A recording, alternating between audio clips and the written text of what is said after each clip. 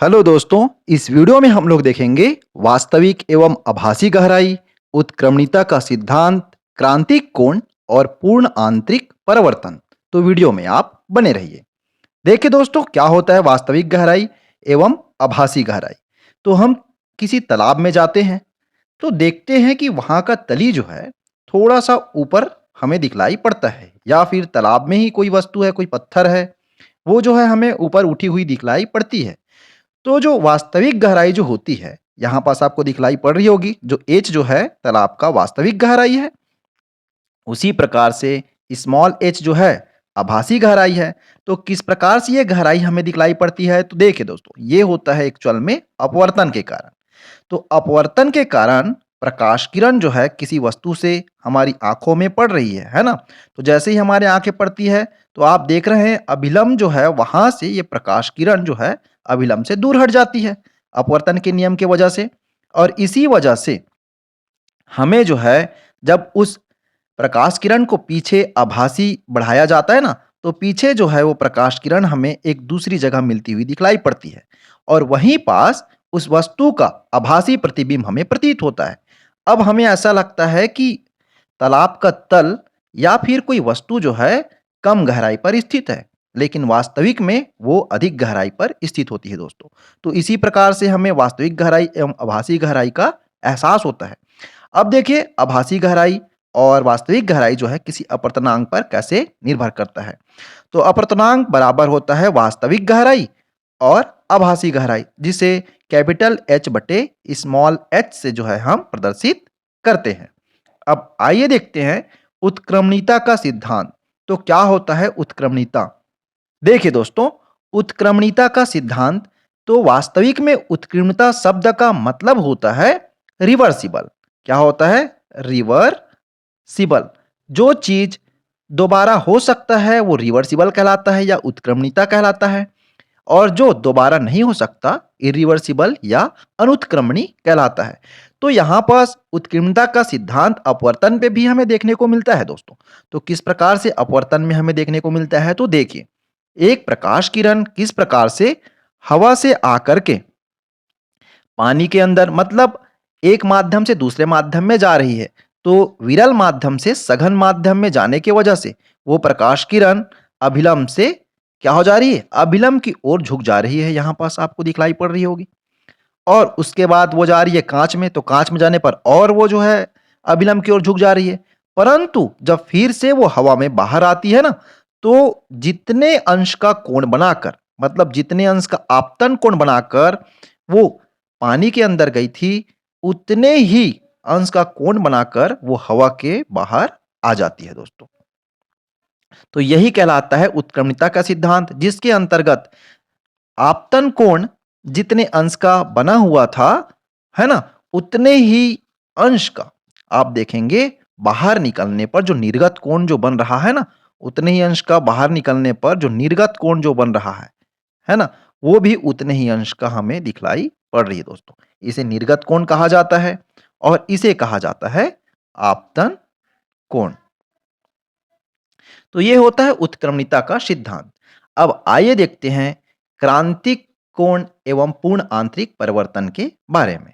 देखिए दोस्तों, क्या होता है क्रांतिक कोण? तो आपने देखा होगा, अपवर्तन के बारे में तो आप सभी जानते हैं। तो इसमें आप देख सकते हैं इस चित्र में, पहले वाले चित्र में, तो पहले वाले चित्र में देखिए किस प्रकार से सघन माध्यम से, मतलब कांच से होकर के प्रकाश किरण वायु की ओर जा रही है, मतलब सघन से विरल में जा रही है। तो सघन से विरल में जाने पर वो प्रकाश किरण जो है अभिलंब से क्या हो जाती है, दूर हटती है। अब देखिए क्रांतिक कोण एक्चुअल में होता क्या है। जब सघन माध्यम में आपतन कोण का वह मान जिसके लिए विरल माध्यम में अपवर्तन कोण 90 अंश के बराबर होता है। तो देखिए दूसरे चित्र में आपको दिखलाई पड़ रही होगी किस प्रकार से जो आपतित किरण थी ना, वो आपतित किरण किस प्रकार से अभिलंब और उस तल से होकर के गुजर रही है, और ये इनके बीच में 90 अंश का कोण जो है बन रहा है दोस्तों, आपको दिखलाई पड़ रही है। तो यही है सघन माध्यम में आपतन कोण का वह मान जिसके लिए विरल माध्यम में अपवर्तन कोण 90 अंश के बराबर होता है। तो ये मान जितने मान पर जो है आप देखेंगे यहाँ पास कितना जितने भी मान पर कोण यहाँ पास बन रही है और उस कोण के दौरान अपवर्तित जो किरण है वो 90 अंश का कोण बना रही है किसके साथ? अभिलंब के साथ, और उस तल से बिल्कुल बराबर निकल जा रही है। तो यही कहलाती है क्रांतिक कोण। तो क्रांतिक कोण जो है आपको देखने को मिलेगी, जो आपतन कोण जो होती है ना, वो आपतन कोण और क्रांतिक कोण जो है वो दोनों के दोनों क्या हो जाते हैं दोस्तों? बराबर हो जाते हैं। यहाँ पर जिस प्रकार से दिखलाई पड़ रही है, तो यही होता है क्रांतिक कोण। या फिर क्रांतिक कोण को अगर आप समझे तो आपतन कोण के किसी एक मान के लिए निर्गत अपवर्तित किरण दोनों माध्यमों को अलग करने वाले जो पृष्ठ है उसको छूती हुई निकलती है। तो ये दोनों माध्यम को अलग करने वाले जो पृष्ठ आपको दिखलाई पड़ रहे हैं उसी को छूती हुई क्या हो जा रही है? वो निकल जा रही है। यही कोण उस पदार्थ का क्रांतिक कोण कहलाता है। इंग्लिश में इसी को हम क्रिटिकल एंगल भी कहते हैं। क्या कहते हैं? क्रिटिकल एंगल भी कहा जाता है दोस्तों। अब आइए देखते हैं ये क्रांतिक कोण किस प्रकार से बनता है। तो देखिए, क्रांतिक कोण जो होता है ना, सबसे पहले आप इस प्रतिबिंब में देख सकते हैं किस प्रकार से रेखा चित्र जो है जा रही है ना? सघन माध्यम से विरल माध्यम में जा रही है और इस जगह जो प्रकाश किरण है वो अभिलंब से दूर हट रही है। उसी प्रकार इसके मान को थोड़ा-सा और बढ़ा दिया गया है इस जगह, और इस जगह इसके मान को बढ़ा दिया गया है तो वो जो है थोड़ा-सा और झुक गई है। अब इसके मान को एक ऐसा स्थिति में ला दिया गया जहां पास आप देखेंगे कि जो अपवर्तन कोण है ना? या जो आपतित किरण जो है वो आपतित किरण बिल्कुल उस तल के बराबर होके गुजर रही है, या फिर अभिलंब या अपवर्तन कोण के बीच 90 अंश जो है बन रहा है दोस्तों। आपको दिखलाई पड़ रही होगी। इसी प्रकार से बनता है क्रांतिक कोण का निर्माण, इसी प्रकार से होता है। यहां पास आप देखेंगे, क्या देखेंगे? आई जो है वो बराबर हो जाता है सी के, है ना? क्रिटिकल कोण या क्रिटिकल एंगल जिसको कहा जाता है इंग्लिश में, क्रांतिक कोण कहा जाता है हिंदी में। इस प्रकार से बनता है क्रांतिक कोण। अब आइए देखते हैं पूर्ण आंतरिक परिवर्तन को। क्या होता है पूर्ण आंतरिक परावर्तन? पूर्ण आंतरिक परावर्तन या इसी को इंग्लिश में कहे तो टोटल इंटरनल रिफ्लेक्शन भी कहा जाता है। तो देखिए दोस्तों, जब प्रकाश सघन माध्यम से विरल माध्यम में प्रवेश करे तथा उसका आपतन कोण क्रांतिक कोण से अधिक हो जाए। जब विरल माध्यम से क्या बोला जा रहा है? जब सघन माध्यम से विरल माध्यम में प्रवेश करे और उसका आपतन कोण क्रांतिक कोण से अधिक हो जाए, तो प्रकाश उसी माध्यम में आंतरिक रूप से परावर्तित हो जाता है।